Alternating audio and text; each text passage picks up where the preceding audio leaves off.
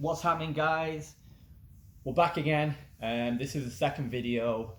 Doing a bit of Q&A today. I put up a post on Instagram asking about questions about Polaris and about competition, and I replied to some of these on Instagram, but I wanted to put these in video to kind of flesh the answers out a little bit more. So today's question is, what was the biggest lesson I learned from Polaris competing this kind of past weekend? So I think sometimes for me, I'm not the quickest learner at times. I need to be told things or see things like moves and techniques a number of times before they finally stick. So the biggest lesson wasn't something new, but it was definitely a reinforcement of a lesson that I've felt strongly about in the past.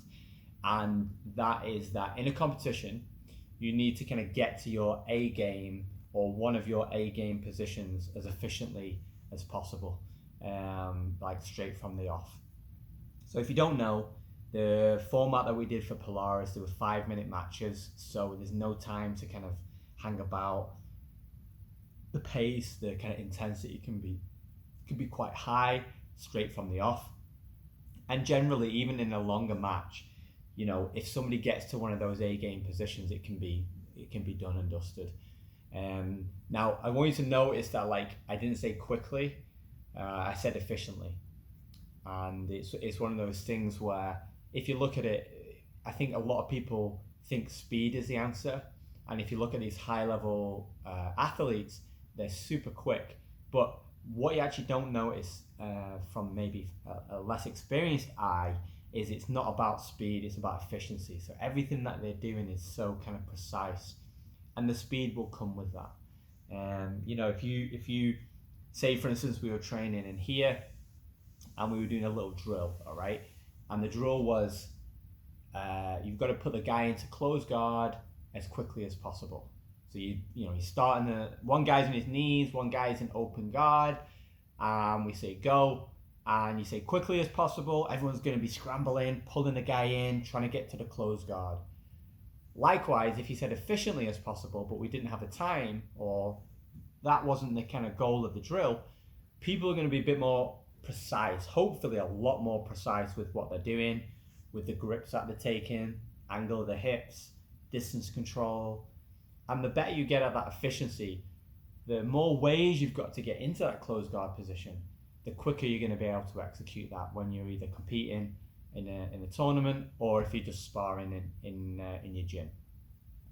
So yeah, I feel like that was the biggest lesson to take home from there. And again, same drill. If you can get to one of those A game positions, let's say for instance, same deal in here. We're training here, right?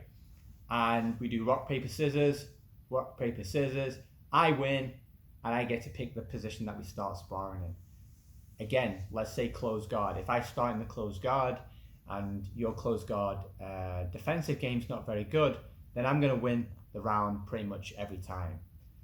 But if we start in a neutral position, then it's all up for grabs. And if the other person's able to get to their A game position efficiently, and the whole kind of round will be totally different.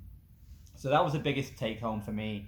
Again, it's something that a lot of my guys who are training here know that we like to kind of train. I always say this idea of impose your game. We've even got it written on the wall, always about imposing your game rather than having somebody impose their game on you.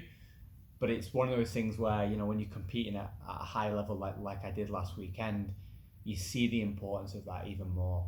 So that was definitely the biggest kind of take home for me. It definitely kind of reinforced that as a statement, and that's going to definitely kind of formulate how I train even more, and how I kind of teach and coach, especially from a competition point of view. All right, good question. We've got a few more of these to shoot, so check them out, and I'll see you on the next one.